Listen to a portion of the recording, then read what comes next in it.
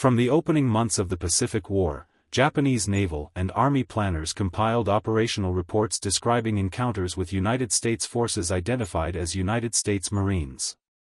These reports appeared in after-action summaries, intelligence bulletins, and field memoranda circulated among staff officers in the combined fleet and in area commands responsible for island defense. The documents recorded the presence of Marine units during amphibious landings, perimeter defense, and counteroffensive operations. They noted organizational designations, uniform markings, weapons observed, patterns of movement, and behavior under fire.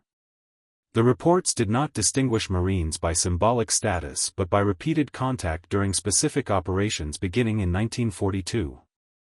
In December 1941 and January 1942, Japanese forces encountered United States Marines primarily as garrison troops on Wake Island and Guam. On Wake Island, naval landing forces recorded resistance from Marine detachments equipped with coastal artillery and machine guns. Japanese operational logs dated 11 to 23 December 1941 noted repeated attempts to suppress fixed positions held by Marines using naval gunfire and airstrikes. After landing operations were repelled on December 11, follow-up reports described Marine fire discipline, the maintenance of positions under bombardment, and continued resistance after loss of air support. The final assault on December 23 recorded close-range engagements following beach landings, with Marines firing from prepared positions until ammunition depletion or capture. Following the capture of Guam on December 10, 1941, Japanese occupation reports referenced Marine units as part of the defeated garrison, identifying them by insignia and equipment recovered. Inventory records listed Marine small arms, including M1903 rifles, Browning automatic rifles, and .30 caliber machine guns. Reports described the Marines' distribution of ammunition and rations within defensive sectors prior to surrender. By mid-1942, Marine units appeared in Japanese reporting primarily in connection with the Guadalcanal campaign. From August 1942 onward, Japanese Army and Navy headquarters received continuous field reports describing combat with Marines holding Henderson Field and surrounding terrain. Initial contact occurred on August 7, 1942 during landings by the 1st Marine Division. Japanese coastwatcher intercepts and naval air reconnaissance identified Marine landing craft and beachhead formations east of Lunga Point. Field reports from the Ichiki Detachment and later the Kawaguchi and Sendai divisions described infantry engagements against Marine units occupying prepared defensive positions inland from the beaches. Japanese after-action reports dated August and September 1942 described Marine defensive tactics including the establishment of interlocking fields of fire, nighttime illumination with flares, and coordinated artillery support from shore-based batteries. The reports recorded repeated attempts to penetrate Marine lines during night assaults, with particular attention to automatic weapons fire and the use of mortars. Casualty returns submitted to higher headquarters noted losses incurred during attacks on Marine positions along Alligator Creek, Edson's Ridge, and other named terrain features. These reports identified opposing units as Marines based on captured documents, prisoner identification, and uniform insignia. Intelligence summaries prepared by the Japanese 17th Army included observations of Marine logistics practices. Reports described continuous resupply via air and sea, the rapid construction of defensive works, and the maintenance of airfield operations under artillery and aerial attack. Reconnaissance patrol reports recorded Marine patrol activity beyond main defensive lines, including ambushes and reconnaissance in force. Japanese field commanders reported that Marine patrols operated both during daylight and nighttime hours, often supported by artillery or naval gunfire when contact was made. In late 1942 and early 1943, Japanese naval staff documents circulated within the combined fleet included summaries of engagements involving Marine units in the Solomon Islands. These documents compiled reports from Guadalcanal, Tulagi, and later Cape Gloucester and Bougainville. They recorded Marine participation in amphibious landings conducted with naval gunfire support and close air support from carrier and land-based aircraft. Operational logs noted Marine coordination with naval units during landing operations, including timing of bombardments and rapid inland movement after securing beachheads. Japanese defensive planning documents from this period included references to marine training and doctrine as observed in combat. These references were drawn from field observations rather than formal intelligence studies. Reports noted Marine emphasis on securing high ground near landing areas, rapid establishment of perimeter defenses, and immediate integration of artillery and mortars into defensive layouts. Captured Marine field manuals were catalogued and translated, with excerpts circulated among staff officers. These translations focused on amphibious assault procedures, small unit tactics, and defensive organization. By 1943, Japanese units encountered Marines during operations in New Guinea, the Central Solomons, and the Central Pacific. Field reports from New Georgia and Bougainville documented engagements with Marine units operating in jungle terrain. These reports described Marine movement through dense vegetation, use of machetes and bulldozers for clearing, and reliance on aerial resupply when ground lines were limited. Japanese reconnaissance reports noted Marine use of forward observers for artillery and naval gunfire, with communications maintained via radio equipment identified as SCR series sets. During the Bougainville campaign beginning in November 1943, Japanese Army reports recorded Marine landings at Empress Augusta Bay. Defensive action reports described Marine forces advancing from beachheads under cover of artillery and airstrikes. Japanese counterattacks were recorded in daily situation reports, noting resistance encountered and the difficulty of dislodging Marine units once they had established defensive perimeters. Reports identified Marine defensive positions reinforced with wire, mines, and overlapping machine gun coverage. Japanese naval intelligence summaries from 1943 included assessments of Marine amphibious capabilities based on observed operations in the Gilberts and Marshalls. After the Battle of Tarawa in November 1943, reports compiled by naval observers described Marine assault waves landing under fire, continued movement inland despite casualties, and rapid consolidation of captured positions. These reports were based on aerial reconnaissance, intercepted communications, and accounts from surviving defenders. They noted Marine persistence in advancing across exposed terrain and the use of flamethrowers and demolition charges against fortified positions. Field reports from Japanese garrisons in the Gilberts documented close-quarters combat with Marine units. These reports recorded the use of grenades, small arms, and improvised weapons during bunker clearing operations. Casualty reports submitted to higher command detailed losses incurred during engagements with Marine assault units, identifying the opposing forces as Marines through captured equipment and documents. In early 1944, Japanese defensive plans for the Marianas incorporated observations drawn from previous encounters with Marine forces. Planning documents referenced Marine landing techniques, including preliminary bombardment, timing of assault waves, and coordination between infantry, armor, and engineers. These documents were distributed to garrison commanders with instructions to adjust defensive layouts accordingly. The documents did not include evaluative language but recorded anticipated methods based on prior contact. During the Saipan campaign beginning in June 1944, Japanese operational logs documented sustained combat with Marine divisions. Daily situation reports recorded Marine advances, artillery fire, and use of armored vehicles. Japanese units reported Marine infantry advancing behind tanks, supported by continuous artillery and naval gunfire. Reports described Marine efforts to reduce cave and bunker systems using flamethrowers, explosives, and direct fire from tanks. Casualty figures were reported in standard format, listing killed, wounded, and missing. Japanese medical and logistics reports from Saipan recorded the strain placed on defensive units during continuous engagement with Marine forces. These reports noted shortages of medical supplies and difficulties evacuating wounded under artillery fire. They documented repeated Marine attacks during daylight hours and patrol activity during nighttime, as observed by forward units.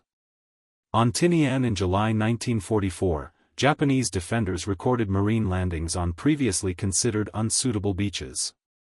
Engineering reports noted the modification of landing craft ramps and the use of naval gunfire to suppress coastal defenses. After-action reports described Marine units rapidly establishing footholds and advancing inland, with engineers clearing obstacles and constructing supply routes. Japanese units reported loss of contact with neighboring positions due to Marine advances and bombardment. Throughout the Palau campaign in September 1944, particularly on Peleliu, Japanese reports documented prolonged combat with Marine divisions. Field reports described sustained artillery and naval bombardment followed by infantry assaults. Japanese defenders recorded Marine use of flamethrowers, tanks with mounted flamethrowers, and coordinated infantry armor tactics. Reports detailed the reduction of cave positions through repeated assaults and sealing operations. Casualty reports continued to identify Marine units as the primary opposing force based on insignia and unit markings. Japanese intelligence summaries from late 1944 compiled observations from multiple theaters involving Marine units. These summaries were circulated among staff officers and included sections on Marine equipment, organization, and observed tactics. The documents were factual in tone, listing weapons systems encountered, such as automatic rifles, submachine guns, mortars, and tanks. They noted the frequency of artillery support and the integration of air support during Marine operations. During the Iwo Jima campaign beginning in February 1945, Japanese operational reports recorded continuous engagement with Marine divisions over an extended period. Defensive unit logs described Marine landing operations supported by heavy naval bombardment. Reports recorded Marine infantry advancing across volcanic terrain under fire, followed by systematic clearing of defensive positions. Japanese reports noted Marine use of bulldozers to alter terrain and expose defensive positions, as well as the employment of flamethrowers and demolition teams. Daily situation reports from Iwo Jima detailed Marine advances measured in meters and noted repeated assaults against fortified positions. Japanese units reported depletion of ammunition and increasing casualties. Communications logs recorded disruptions due to bombardment and loss of command posts. Marine units were identified through captured documents, radio intercepts, and visual observation of insignia. In Okinawa beginning in April 1945, Japanese Army and Navy units recorded large-scale engagements with Marine divisions operating alongside Army units. Operational reports described Marine participation in amphibious landings, subsequent advances inland, and sustained artillery and air support.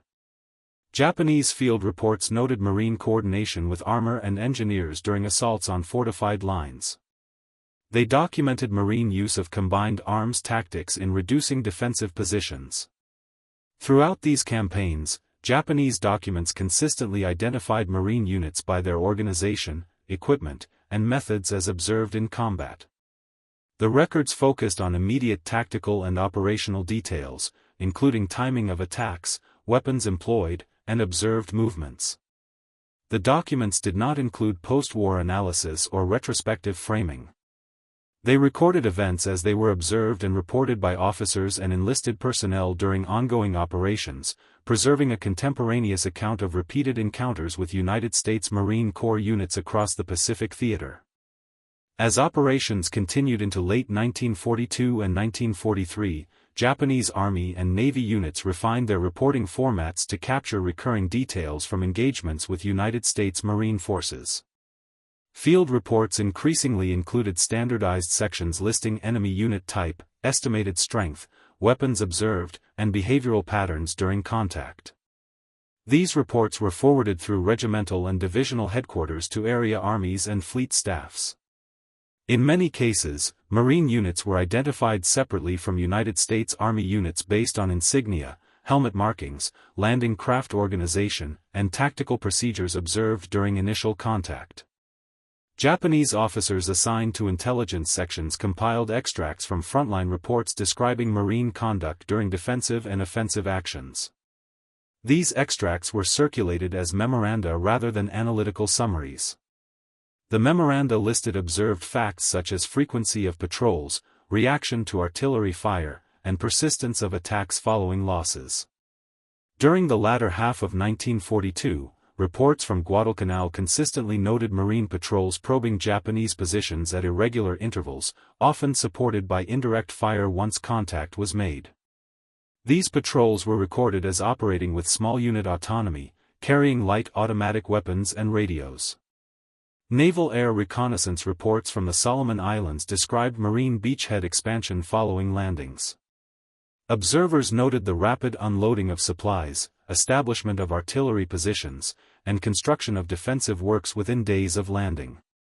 Engineering activity was recorded in daily situation summaries, including the clearing of airstrips, roads, and defensive lines. Japanese reports noted that Marine engineering units operated under fire and continued work during periods of shelling. During engagements on New Georgia in mid-1943, Japanese Army units recorded repeated encounters with Marine forces advancing inland from coastal landing points. Reports described Marine infantry moving in dispersed formations, using terrain features for cover, and coordinating movement with artillery fire. Japanese defensive positions were subjected to preparatory bombardment followed by infantry assault. Reports noted Marine use of smoke to obscure movement and the presence of forward observers directing fire from concealed positions. Captured documents from Marine units during this period included maps marked with grid references, patrol routes, and artillery target areas. Japanese intelligence sections catalogued these documents and distributed copies of relevant pages to field commanders. The documents were treated as operational material rather than as sources for broader assessment. Translations focused on immediate tactical information such as unit boundaries and supply routes. In late 1943, Japanese defenders in the Gilbert Islands prepared reports during and after Marine landings. At Bedio Island, field reports described Marine assault waves landing in successive formations despite heavy fire. Observers noted Marines advancing across reef flats and beaches under direct fire from defensive positions. Japanese garrison logs recorded close-range engagements within bunkers and trenches as Marine units advanced inland. Reports included time-stamped entries noting loss of specific positions and depletion of ammunition. Medical logs from Japanese units on Bedio recorded treatment of wounded during continuous combat. These logs referenced Marine assaults occurring throughout daylight hours and into the night. The reports documented the inability to evacuate wounded due to constant fire and movement restrictions. Marine units were identified through captured insignia and equipment recovered from the battlefield. Following the Gilbert's campaign, Japanese naval staff compiled summaries of Marine landing operations for distribution to other garrisons. These summaries listed observed characteristics of Marine assaults, including the use of tracked landing vehicles, coordination with naval gunfire, and rapid movement inland. The summaries did not include evaluative language but served as reference material for defensive planning. In early 1944, Japanese units in the Marshall Islands encountered Marine divisions during landings on Kwajalein and Eniwetok. Field reports from these operations described extensive preparatory bombardment followed by infantry and armored assaults. Japanese defenders recorded Marine tanks advancing with infantry support and engineers clearing obstacles. Reports noted Marine use of flamethrowers against bunkers and fortified positions. Casualty reports listed losses sustained during attempts to hold defensive lines against these assaults. Japanese communications logs from Kwajalein recorded frequent interruptions due to bombardment. Situation reports noted loss of contact with forward positions as Marine units advanced. The reports identified Marine units by unit markings observed on equipment and by documents captured during fighting. Intelligence sections continued to compile these observations into memoranda circulated among commands. During the Marianas Campaign, Japanese Army headquarters received daily reports detailing Marine operations on Saipan, Tinian, and Guam. These reports included maps showing Marine advances, artillery fire zones, and locations of armored units. Japanese field units reported Marine infantry advancing behind rolling artillery barrages and tanks. Reports described Marine use of coordinated fire support to suppress defensive positions prior to infantry movement. On Saipan, Japanese defensive units recorded marine assaults against fortified hills and cave systems. Reports detailed the use of flamethrowers, demolition charges, and direct tank fire to neutralize positions. Japanese logs noted marine engineers sealing cave entrances and employing explosives. Casualty reports reflected sustained losses during these engagements. Japanese supply and medical reports from Saipan documented shortages of ammunition, food, and medical supplies as marine pressure continued. These reports noted the difficulty of resupply under constant bombardment and air attack. Marine units were reported to maintain continuous operations, with attacks occurring daily and patrols probing defensive lines at night. On Tinian, Japanese defenders recorded marine landings on narrow beaches previously assessed as unsuitable for large-scale assault. Engineering reports described the destruction of coastal defenses by naval gunfire and airstrikes. After-action reports noted marine units advancing rapidly inland, cutting off defensive positions and isolating units. Japanese commanders reported difficulty reorganizing defenses under continuous pressure. In Guam, Japanese Army and Navy units encountered marine divisions advancing through jungle terrain and fortified positions. Field reports described marine use of coordinated infantry, armor, and artillery operations. Japanese defenders recorded marine patrols penetrating defensive lines and targeting supply routes. Reports noted marine use of radio communication to coordinate fire support during engagements. Throughout late 1944, Japanese intelligence summaries continued to compile data from encounters with marine forces in the Palau Islands and elsewhere. On Peleliu, Japanese defenders recorded prolonged combat with marine divisions advancing against fortified ridges and cave systems. Field reports described repeated marine assaults supported by artillery and naval gunfire. Japanese units noted marine persistence in clearing positions using flamethrowers and explosives. Medical and logistics reports from Peleliu documented extended periods of combat with limited resupply. Reports noted the impact of continuous bombardment on defensive positions and the difficulty of moving personnel and supplies. Marine units were consistently identified as the primary opposing force based on observed insignia and equipment. In the Philippines campaign beginning in late 1944, Japanese units encountered marine air and ground forces in supporting roles. Reports described marine aviation units providing close air support and reconnaissance. Ground reports noted marine units operating in coastal areas and securing airfields. These reports continued the established pattern of recording observed actions without interpretive commentary. By early 1945, Japanese defensive preparations for anticipated landings incorporated accumulated observations from previous encounters with marine forces.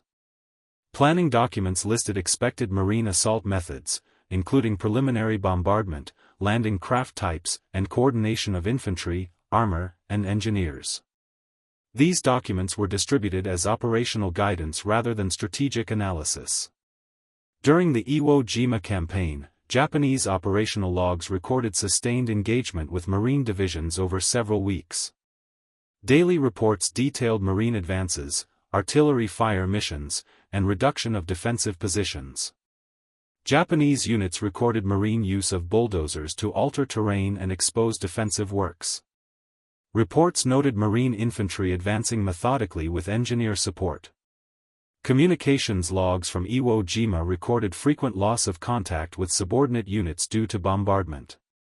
Situation reports listed positions lost and remaining ammunition stocks. Marine units were identified through captured documents and observed unit markings. On Okinawa, Japanese Army and Navy units recorded marine participation in large-scale amphibious landings and subsequent inland operations. Field reports described marine divisions advancing with artillery and armored support. Japanese defenders recorded marine assaults against fortified lines and cave systems.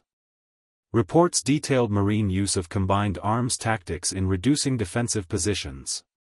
Throughout these operations, Japanese documentation maintained a consistent focus on immediate tactical and operational details. Reports identified Marine units based on observed characteristics and recorded their actions as encountered in combat. The documents reflected contemporaneous observations made during ongoing operations, preserving a record of repeated engagements with United States Marine Corps forces across multiple theaters. During the final months of 1944 and into early 1945, Japanese Army and Navy reporting from multiple commands reflected continued direct contact with United States Marine units across widening areas of the Pacific.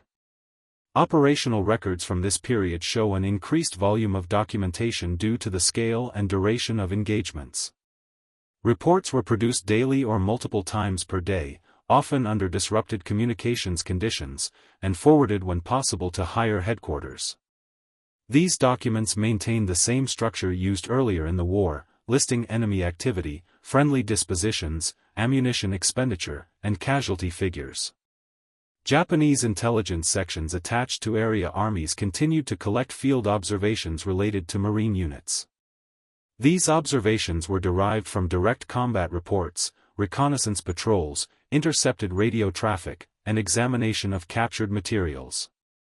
The intelligence sections compiled summaries listing Marine unit designations, estimated strength, and equipment observed. These summaries were distributed internally and were intended to inform immediate defensive measures rather than long-term planning. In the Central Pacific, Japanese naval units stationed on isolated islands submitted reports describing Marine landings supported by extensive naval and aerial bombardment. These reports detailed the timing and sequence of bombardment phases, noting the duration and intensity of fire prior to landing operations.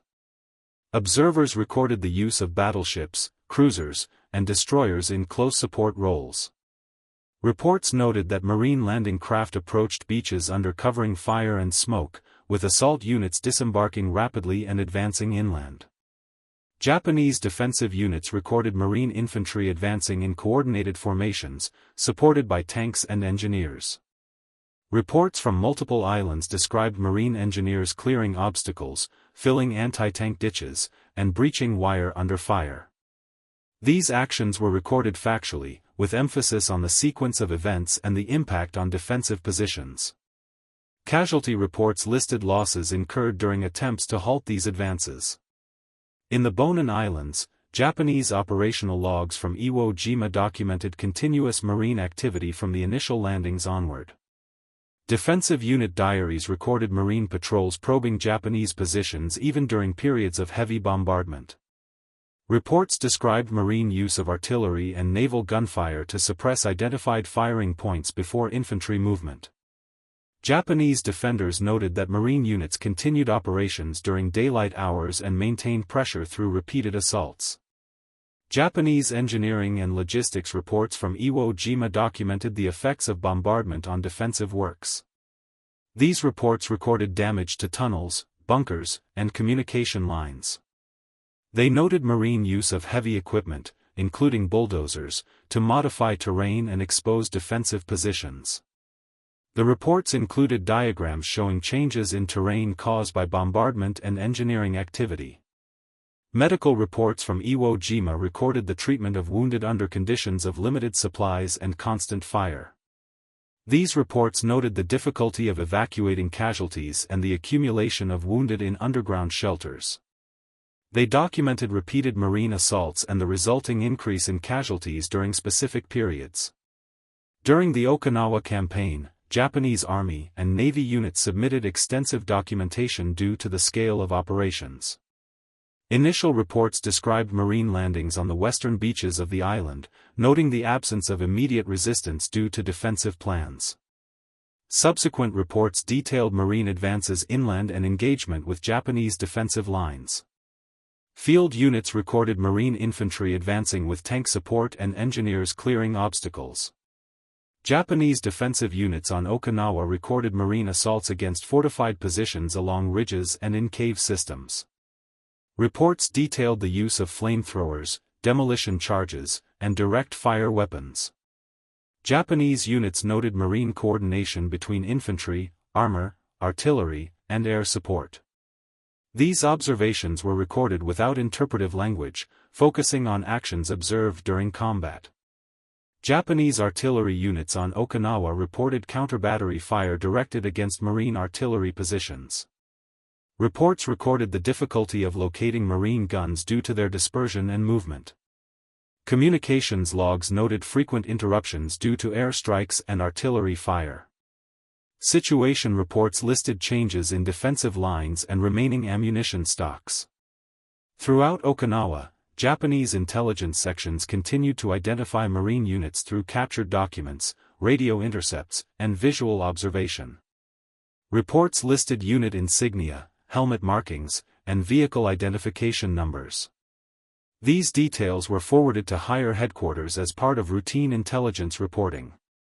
In the Philippines, Japanese units encountered Marine aviation units providing air support for ground operations.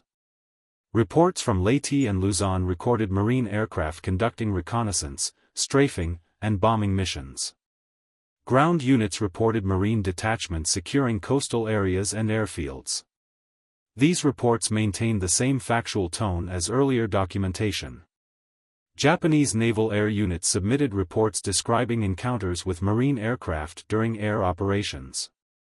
These reports listed aircraft types, markings, and tactics observed. They recorded engagement outcomes and losses without commentary. The reports were included in daily air operations summaries. As Japanese forces withdrew or were isolated on various islands, reports continued to be generated as long as communication was possible. These reports often included references to Marine activity as the primary opposing force encountered. Defensive unit logs noted Marine patrols advancing into previously held areas and occupying abandoned positions. Japanese supply reports from late 1944 and early 1945 documented increasing shortages of ammunition, food, and medical supplies. These reports noted the impact of continuous Marine pressure on supply routes and storage facilities. They recorded the loss of depots due to bombardment and capture during Marine advances. Captured Marine documents continued to be catalogued when possible. Japanese intelligence sections listed the types of documents recovered, including maps, orders, and personal notebooks. Translations focused on immediate tactical information such as unit boundaries and planned movements. These translations were distributed selectively due to limited printing capacity. Japanese training memoranda circulated among remaining units included references to Marine tactics observed in recent engagements. These memoranda listed observed procedures such as landing sequences, use of combined arms, and defensive consolidation. They were intended as practical guidance for units expecting contact with Marine forces. Throughout this period, Japanese documentation maintained a consistent format and tone. Reports were written in formal military language, listing observed facts, times, locations, and actions. Marine units were identified based on observed characteristics and documented encounters. The records reflected the conditions under which they were produced, often under bombardment and with limited resources. As operations continued into the spring of 1945, Japanese units on Okinawa and other remaining positions continued to submit reports describing Marine activity. These reports detailed daily engagements, patrols, and bombardments. They recorded changes in defensive lines and the status of personnel and equipment. Japanese naval headquarters compiled summaries of Marine operations based on reports received from multiple commands. These summaries listed Marine landing sites, units involved, and equipment observed. They were circulated internally and used to update defensive instructions.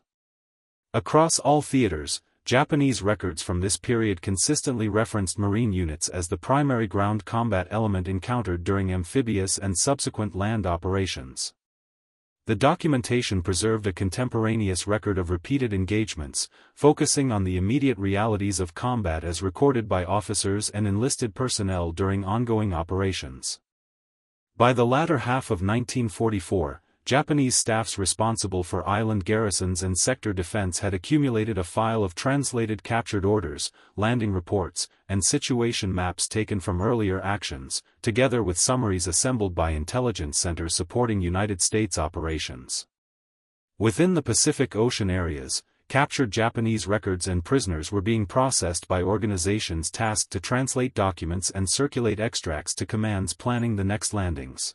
The existence and growth of this captured record exploitation system was recorded in administrative history describing the establishment of a joint interrogation and translation effort and its later designation as a joint intelligence center. Japanese side reporting in the same period was constrained by the destruction of communications and by isolation of garrisons, but the forms of daily situation reports, artillery expenditure tables, and defense sector diagrams remained recognizable. Unit diaries and regimental journals from island garrisons typically recorded the sequence of bombardment, landing, and inland advance, with entries stating time, estimated enemy strength, and results of counterattacks. Where communications remained, these entries were condensed into messages to higher headquarters. Where communications failed, they continued as local records. The designation Marine appeared in a portion of these records when defenders identified landing troops by uniform, insignia, the organization of assault waves, and the mixture of engineer and tank elements moving with the 1st Infantry. On Peleliu in September 1944, Japanese defenders operated under a defense plan emphasizing the retention of mutually supporting positions in rugged coral terrain and the use of caves and tunnels to resist bombardment. Japanese reports from this action, as later recovered and compared against the sequence of landings, described preliminary naval and air bombardment, followed by amphibious landing waves arriving on the western beaches. The defenders' logs recorded the opening of fire at the shoreline and the loss of certain coastal positions under continued bombardment and infantry pressure. Observations noted the appearance of tanks and armored vehicles on the beachhead early in the operation and described infantry moving forward behind direct fire support. Defensive journals described repeated use of flame weapons and explosive charges against openings and firing slits and recorded the sealing of positions after infantry reached the entrances. Engineering notes recorded the alteration of the beach area and inland approaches by heavy equipment, including clearance of obstacles and construction of tracks usable for supplies and armor movement. Within the garrison, separate elements of the Imperial Japanese Army and Imperial Japanese Navy recorded contacts with the landing troops in different terms, but when the opposing units were identified as Marines, the reports tended to include repeated references to the presence of assault engineers operating directly with infantry, and to the rapid establishment of forward artillery observation. In several cases, the local records described the transition from coastal defense to interior defense as a series of losses of specific numbered positions rather than as a single collapse. The diary entries frequently recorded the time a cave mouth was covered by fire, the time a position ceased to transmit, and the time a nearby unit attempted to restore contact. Japanese artillery reports from Peleliu and other late 1944 actions frequently recorded difficulty in sustaining continuous fire due to ammunition constraints and to the disruption of ammunition routes under bombardment. Battery logs listed the number of rounds fired, periods of silence forced by loss of communications or observation, and the results of counter-battery fire. Where observers remained, the reports recorded the effect of naval gunfire on artillery emplacements, including destroyed gun pits and severed telephone lines. These records, written in the immediate language of a fire unit, referenced the enemy primarily as targets by direction and range, but some entries identified Marine tanks by silhouette and described their method of approaching firing points under cover of supporting fire. At the level of operational planning, Japanese garrison instructions for late 1944 and early 1945 reflected repeated emphasis on resisting at the waterline only to the extent that the defensive fires could be maintained and then shifting to interior positions designed to preserve combat power under bombardment. Instructions to conserve ammunition, to avoid premature disclosure of positions, and to conduct night movement and infiltration appeared in written orders and were reinforced by staff memoranda. In these documents, references to enemy amphibious forces often listed the expected sequence of events as bombardment, landing, expansion of a beachhead, and then reduction of strongpoints by close assault. The land force involved in this sequence was frequently described as Marine divisions as a matter of identification, and the documents noted that the landing force included infantry, engineers, and armor in close association. These were stated as observed characteristics rather than as conclusions. As the front moved toward the Bonin Islands, Japanese commanders responsible for Iwo Jima supervised construction and disposition of defenses designed to absorb bombardment and continue resistance after the loss of surface positions. Defensive maps and construction records described tunnel networks, concealed firing points, and positions to control approaches with interlocking fire. The garrison maintained logs of air raids and naval bombardments in the weeks prior to the landing, including dates, estimated numbers of aircraft, and damage to surface installations. Communications instructions listed alternate routes and buried lines, and engineering records described repair attempts after bombardment cut exposed connections. When the landings commenced on Iwo Jima in February 1945, Japanese unit logs recorded the opening bombardment, the approach of landing craft, and the movement of assault waves across beaches and volcanic terraces. Entries typically recorded the time of sighting, the time fire was opened, and the time enemy troops reached certain terrain features. Reports from forward positions described the appearance of large numbers of infantry accompanied by armored vehicles and bulldozers, and recorded the progressive loss of surface firing points to direct fire and demolition. References to Marines in these records appeared when defenders identified unit markings or when they recovered documents from dead or captured personnel. Where such identification occurred, reports continued to describe the same pattern of infantry armor-engineer cooperation and repeated close assault actions against firing points. Japanese defenders on Iwo Jima frequently recorded the use of flame weapons and explosive charges against caves and pillboxes, with time-stamped notes indicating when an entrance was attacked and when firing from that point stopped. Some entries described the sequence as suppression by direct fire, approach by infantry and engineers, placement of charges or the use of flame weapons, and sealing of openings. Where communications allowed, these notes were forwarded to higher command as evidence of the status of each defensive node.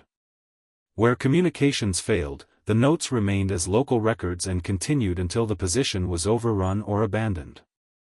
In addition to combat logs, Japanese medical and supply records from Iwo Jima recorded the increasing number of wounded and the limitations on movement under fire. Aid station records listed categories of wounds and the depletion of medical supplies. Quartermaster notes recorded the remaining stocks of food, water, and ammunition and the loss of storage sites due to bombardment. These records, written under conditions of continued attack, often included simple statements that movement in daylight was impossible in certain sectors and that evacuation routes were cut by artillery or direct fire. Japanese observers also recorded the effect of continuous naval gunfire and air strikes on attempts to counterattack. Counterattack orders, where they existed in surviving documents, listed intended assembly points and routes, and subsequent logs recorded whether units reached the line of departure and whether they achieved contact. In many instances, the records show attempted movement broken up by artillery and direct fire, with units arriving in reduced numbers and returning without restoring lost positions. When the opposing troops were identified as Marines, the records usually retained the same procedural form, describing the outcome in terms of terrain held, ammunition remaining, and casualties incurred.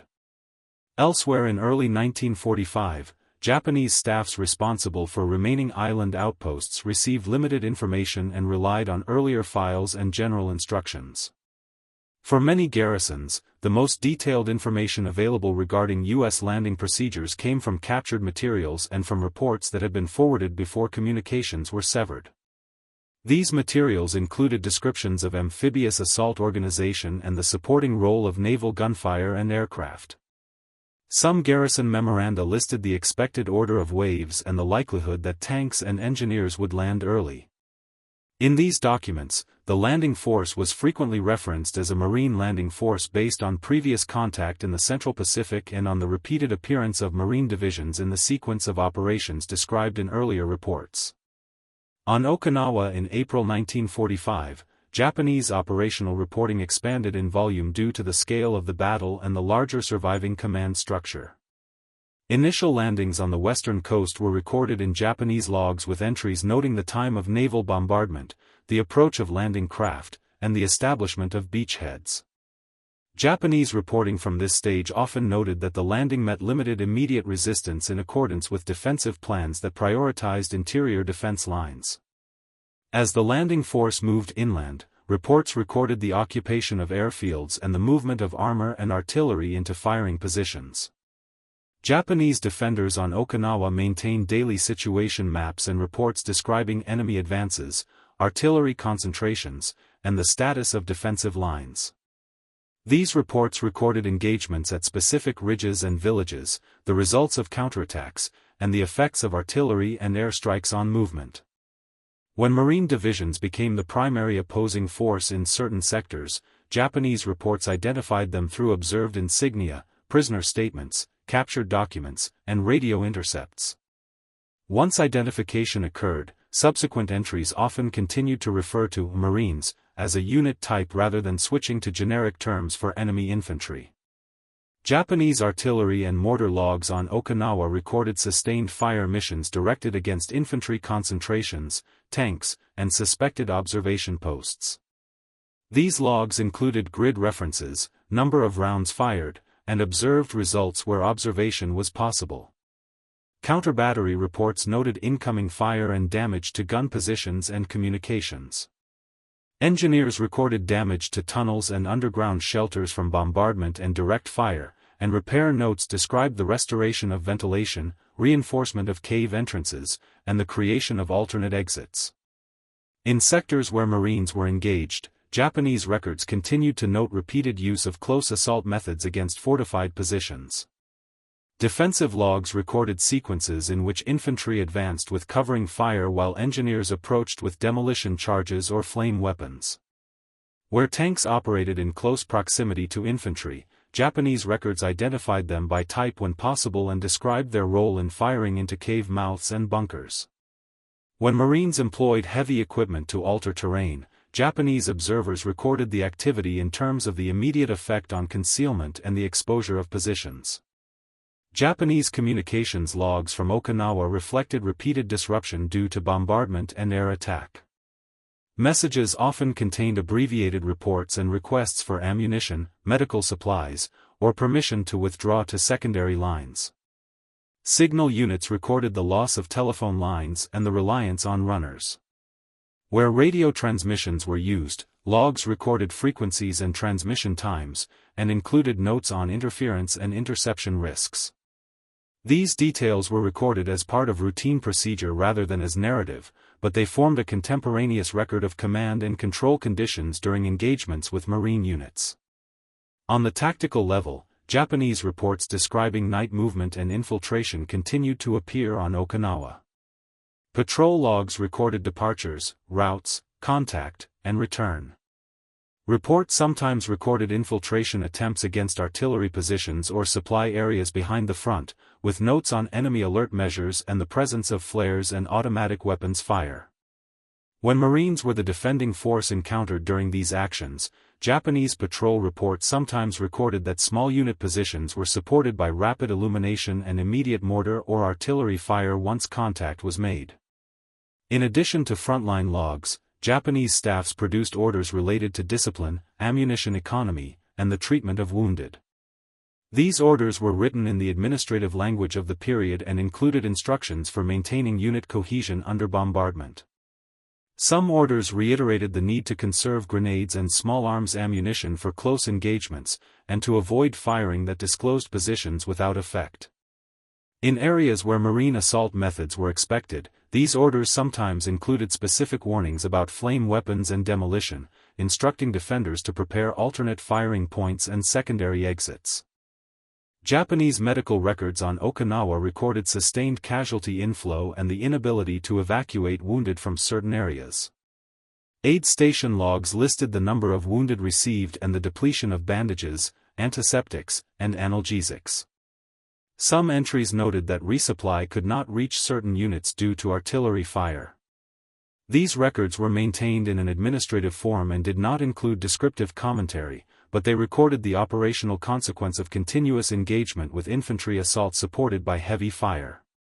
Across these late-war actions, the identification of Marines in Japanese documents was often linked to repeated observed procedures. Amphibious assault waves followed quickly by tanks and engineers, prompt consolidation into a defended perimeter, aggressive patrol activity, and systematic reduction of fortified positions with explosives and flame weapons. Japanese records documented these procedures through time-stamped entries and casualty and ammunition tables. When the opposing force was identified as Marines, the terminology in the document sometimes shifted from general references to enemy troops to specific references to Marines, and this change typically coincided with the recovery of insignia, documents, or confirmed prisoner identification. The mechanism by which such identifications were made was itself recorded in wartime intelligence and administrative history, describing the interrogation of prisoners and translation of captured documents as a routine element of Pacific operations. Captured maps and orders provided unit names, boundary lines, and schedules. Prisoner statements, when recorded, provided unit affiliation and recent movement. Japanese defenders who recovered equipment from the field sometimes recorded unit markings on packs, helmets, and vehicles. These details entered the local record and were forwarded when communications allowed. Within U.S. operational documentation used by the landing forces, the organization and sequencing of Marine assaults in the Central Pacific were recorded in monographs and operational narratives prepared from official sources. The Tarawa monograph recorded the assault plan, calling for Marine battalion landing teams to land on designated beaches, and described the reliance on amphibian tractors for the first waves, with later waves using boats, reflecting the planned sequence of the ship-to-shore movement. The Saipan monograph recorded the participation of Marine divisions and detailed the movement of assault forces, artillery support, and subsequent inland fighting, providing a reference framework that corresponded to the timing and method described in Japanese defenders' logs. In Japanese defensive records, the immediate effects of these assaults were recorded as loss of defined positions, reduction of firing points, severance of communications, and depletion of ammunition. Where Marine assault methods included the repeated reduction of individual strongpoints rather than a single decisive penetration, Japanese logs recorded a sequence of incremental losses and local counteractions. In cave and tunnel defenses, Japanese entries frequently described the fight in terms of individual entrances, ventilation shafts, and interior junctions. The records often listed the timing of smoke, flame, and explosives at specific openings and the resulting cessation of fire.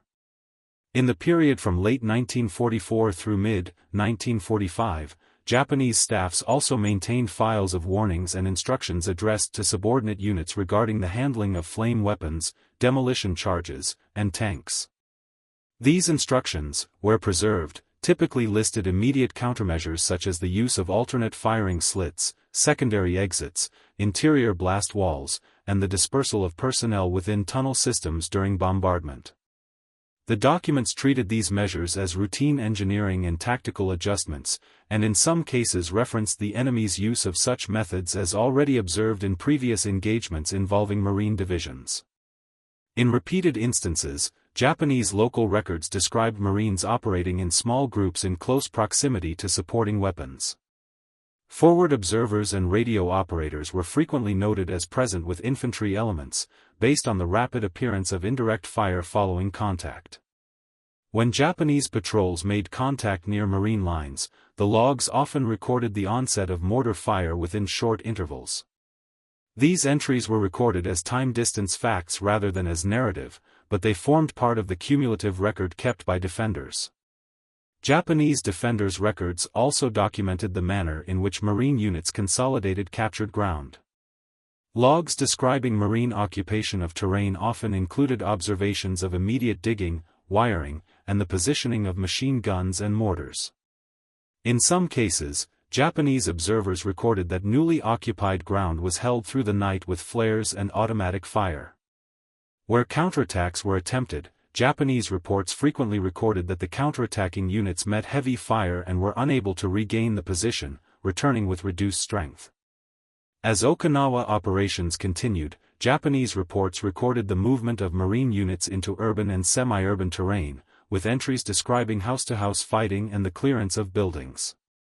Other reports recorded engagements in mud and rain, noting the effect on movement and the continued use of tanks and heavy weapons. These entries appeared in the same formal tone as other records, listing events without commentary. When garrisons and field units could no longer transmit, their records ended abruptly. Where units were overrun, captured records entered the opposing intelligence system and were translated, catalogued, and disseminated as part of routine exploitation. The resulting cycle, Japanese local recording, partial transmission, loss of communications, and capture of remaining documents, occurred repeatedly across the late war island battles and produced overlapping contemporaneous accounts. In those accounts, references to Marines appeared as a practical identification of the landing force and its methods, tied to observed sequences of bombardment, landing, consolidation, patrol activity, and systematic reduction of fortified positions. During May 1945 on Okinawa, Japanese frontline units continued to submit short situation messages and longer daily reports where staff sections remained intact. Entries recorded artillery concentrations, tank sightings, and infantry movement by grid reference and named terrain features used in local maps. Reports from cave and tunnel positions noted the condition of entrances, the state of ventilation, the number of men remaining fit for duty, and the availability of grenades and small arms ammunition. Where units identified the opposing infantry as Marines, the designation appeared in the same lines as other routine identifiers, alongside estimated company or battalion strength and the presence of tanks or engineer elements at the point of contact. As infantry engagements extended along ridgelines and reverse slopes, Japanese logs recorded repeated sequences of suppression, approach, and reduction. A typical entry described incoming naval gunfire or artillery, followed by the sound and sight of tanks moving forward with infantry close behind, and then short-range action at specific openings. Reports described smoke used to screen movement and noted the timing of flame weapons and demolition charges against entrances or firing slits. A number of defensive diaries recorded that fire from a particular aperture ceased after an assault team reached it, and then recorded attempts to restore firing from alternate slits or secondary positions.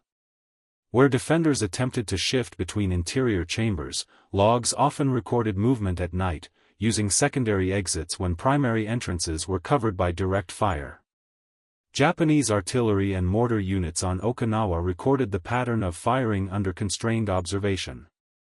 Battery logs included entries for missions conducted with incomplete data, noting limited observation and reliance on pre-registered targets.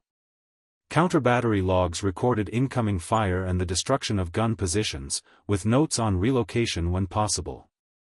In sectors where Marines were engaged, Japanese forward observers' notes sometimes recorded that indirect fire was received rapidly after brief contact or after a flare display, and that bursts were adjusted quickly onto likely routes of approach. These notes were written as time-distance facts and were often appended to daily artillery summaries. Japanese communications units recorded continued losses of line communications and reduced message traffic. Logs noted repeated severance of buried lines by bombardment and the difficulty of repairing lines under observed fire. Some signal sections recorded reliance on runners, with time entries for dispatch and return, and brief notes when runners failed to return. Where radios were used, logs recorded short transmissions and changes of frequency, with mention of interference and the risk of direction finding. These records included periodic instructions to minimize transmission time and to transmit only essential data, and they were included among routine signal memoranda. Within the Japanese defensive system on Okinawa, staff sections continued to issue orders for ammunition economy and for the distribution of remaining grenades and anti-tank weapons. Orders, when recorded in surviving papers, included lists of priority targets such as tanks at close range, infantry concentrations at specific approaches, and suspected observation points. Some units recorded the allocation of remaining anti-tank mines to likely tank routes and recorded the preparation of explosive charges for use against tracked vehicles if close contact occurred. After failed counterattacks, unit reports recorded reduced strength and the inability to assemble enough men for further attempts, often stating the number of rifles and machine guns still functioning. Japanese medical sections on Okinawa recorded sustained casualty inflow and the limitations imposed by bombardment. Aid station logs listed wounded by category and noted shortages of bandages, antiseptics, and analgesics. Reports recorded the inability to move wounded during daylight in certain sectors and noted that some wounded remained in forward shelters until night movement was possible. In underground facilities, medical notes included basic statements on water availability, sanitation, and the condition of ventilation. These administrative records were kept in the same formal tone as other unit papers and often ended abruptly when facilities were struck or evacuated. As Marine and Army units advanced, Japanese local records noted the progressive loss of named positions and the closing of routes between sectors. Daily situation maps, where preserved, showed defensive lines shifting to secondary positions and marked the locations of units that had ceased reporting. Staff messages sometimes included requests for permission to withdraw, statements of remaining ammunition, and estimates of enemy strength and armor numbers in front.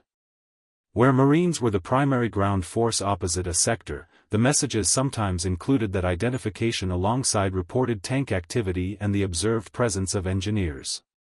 In the coastal waters around Okinawa, Japanese naval staff reports and aviation messages recorded continued air operations against the amphibious fleet. Daily summaries listed aircraft sorties, losses, and results as reported by pilots and observers. Reports recorded attacks against ships and noted anti-aircraft fire intensity and fighter opposition.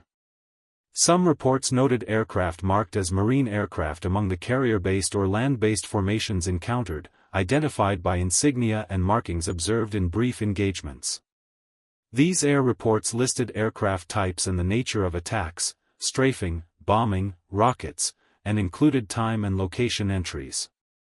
At Japanese higher headquarters, staffs responsible for homeland defense continued to circulate orders and instructions anticipating amphibious operations against the home islands. These papers included coastal defense dispositions, local mobilization instructions, and guidance for the use of fortifications and obstacles. Defense plans were issued as orders and annexes listing units, sectors, and assigned tasks. In these documents, the expected landing force was described in terms of U.S. amphibious forces, and in some staff papers the probable presence of Marine divisions was noted based on earlier patterns of landings in the Central Pacific. These references appeared in the practical language of staff instructions, listing the type of landing craft, the expected supporting naval fire, and the likely early appearance of tanks and engineers. Homeland defensive construction records listed the building of trench systems, covered firing points, and the positioning of obstacles on beaches and approaches. Local commands recorded the stockpiling of ammunition, the issuance of rifles and machine guns where available, and the assignment of reserve units to counterlanding tasks. Training memoranda recorded instruction in close-range anti-tank methods, night movement, and the use of concealed firing positions. Where staff papers referenced Marine assault methods, the references were framed as observed procedures from island operations, such as rapid consolidation of a beachhead, immediate movement of artillery forward, and systematic reduction of isolated strongpoints by assault teams supported by direct fire. Japanese intelligence sections continued to process captured U.S. materials when they became available through battlefield recovery or through the retrieval of downed aircraft components and personal equipment. Catalog entries listed items such as maps, notebooks, and identification papers. Translation notes focused on unit designations, grid references, and any information about schedules or supply routes. Where such papers identified Marine units, the designation was entered into intelligence logs and used to update unit identification lists. These lists were maintained in staff files and sometimes included brief notes on the last known location and approximate strength as reported by frontline units. In the days following major bombardments, Japanese local records frequently noted changes in the terrain that affected defense. Engineering notes recorded collapsed entrances, blocked tunnels, and the need to dig new exits. Where bulldozers and heavy equipment were observed operating near defensive positions, logs recorded the time and location and noted that previously concealed areas were exposed. Reports from defenders in caves described the sealing of entrances and the use of interior chambers to continue resistance. Some entries recorded the use of improvised internal barriers to contain blast and flame effects, and the preparation of alternate firing positions deeper within the system. In sectors where Marines operated against cave positions, Japanese unit diaries sometimes recorded repeated assault activity at the same entrance over successive days. Entries recorded suppression by direct fire, approach by infantry and engineers, and the use of flame and explosives. When defenders attempted to break contact by night movement, patrol reports recorded the attempt to move between positions and the use of terrain folds and ravines.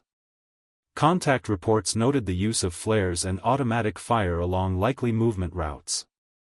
These records continued to be written in a factual tone, listing routes, times, and outcomes without descriptive commentary. Japanese staff messages from Okinawa also included notes on the condition of morale and discipline in administrative terms, such as statements about maintaining order, preventing unauthorized withdrawal, and ensuring that units remained at assigned positions. Orders included reminders of reporting requirements, instructions for the care of weapons, and rules for movement and camouflage. Where the opposing force was identified as Marines, these documents did not adopt a different style, but some included specific practical warnings about the presence of tanks and assault engineers in close contact with infantry and the likelihood of flame and demolition actions against fixed positions. In the maritime domain, Japanese naval staff maintained logs and summaries of the fleet situation, including the movement of submarines, the status of remaining surface units, and the condition of coastal shipping. Messages recorded the effects of air attacks on ports and the loss of vessels. In some areas, marine aircraft and naval aviation were reported as conducting strikes against airfields, shipping, and coastal facilities, identified by unit markings and observed aircraft types. These reports were written as routine operational summaries, listing dates, times, and damage. As communications deteriorated in multiple commands, the flow of detailed reports became irregular. Some garrisons and field units continued to generate local diaries even when higher headquarters could not be reached. These diaries often ended without formal closure. When documents were captured, the capturing forces processed them through translation and intelligence channels, producing extracts that were circulated to operational commands. The existence of a continuing cycle of capture and exploitation was recorded in administrative histories describing interrogation and document translation as routine wartime procedure, with captured records treated as current intelligence material rather than as historical exhibits. In the final phases of Okinawa fighting, Japanese unit records recorded contraction into smaller defense areas and loss of heavy weapons. Entries noted the absence of artillery support due to ammunition depletion or destruction of guns. Remaining machine guns and mortars were recorded by serial number or by position, and daily reports included the number of rounds remaining. Reports recorded continued infantry attacks supported by tanks and artillery.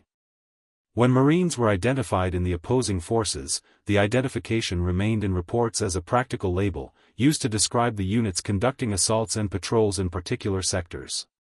Japanese air defense and civil defense records from the home islands recorded increased air raids and the allocation of anti-aircraft units and fighter sorties. Logs recorded raid alarms, aircraft counts as estimated by observers, and damage to industrial and military facilities. In some cases, reports identified marine aviation units operating from carriers or forward bases, based on markings and intelligence summaries. These records were administrative in nature, listing times, places, and damage assessments, with entries on communications outages and repair efforts. Within Japanese coastal defense planning, staff annexes listed the establishment of observation posts, the assignment of artillery to coastal sectors, and the preparation of reserves to move to landing areas. Instructions included the distribution of mines and obstacles and the creation of covered routes for movement. Some training notes referenced the expected presence of U.S. assault engineers and tanks early in landings and recommended the preparation of close-range defensive measures. Where Marines were referenced, the term was used as a designation for U.S. assault troops expected to conduct amphibious landings based on prior patterns observed in island battles, recorded in staff files and operational summaries. During this period, Japanese records that discussed contact with Marines tended to place emphasis on certain recurring observable elements: the rapid establishment of fire support, the close association of infantry with engineers, the use of direct fire tanks against firing points, and the methodical reduction of fixed positions through repeated close assaults. These elements appeared as repeated entries in unit diaries, after-action reports, and staff memoranda, stated as actions observed and procedures encountered. The documents did not attribute motives to the opposing troops and did not include explanatory statements about meaning or significance. They listed events and procedures, often in compressed form, reflecting the constraints of combat reporting. In locations where Japanese units attempted infiltration against rear areas, patrol logs recorded contact with defensive positions protected by flares, wire, and overlapping automatic fire. Reports noted the onset of mortar fire after contact and the difficulty of reaching artillery positions or supply points. Where Marines held these rear areas, the reports recorded that identification when it was known, but otherwise recorded the contact in terms of enemy fire and obstacles. In a number of patrol reports, the return to friendly lines was recorded with reduced numbers and with loss of weapons, with casualty lists appended. Japanese logistics records in the home islands and remaining forward areas recorded shortages of fuel, ammunition, and transport. Depot reports listed losses from air attack and difficulty moving supplies due to damaged rail lines and ports. These records also contained instructions for dispersal, camouflage, and movement at night. In staff papers discussing anticipated amphibious operations, these shortages were reflected in reduced allocations to coastal artillery and in reliance on local stockpiles. Where Marines were referenced in these papers, the term appeared in lists of probable enemy forces and in notes on expected landing procedures, without additional commentary. In all surviving streams of wartime Japanese documentation from late 1944 through mid-1945, references to Marines appeared as practical identifications embedded in daily reporting, a label attached to observed formations landing from assault craft, advancing with tanks and engineer elements, establishing defensive perimeters, conducting patrols, and reducing fortified positions by close assault supported by direct fire and indirect fire.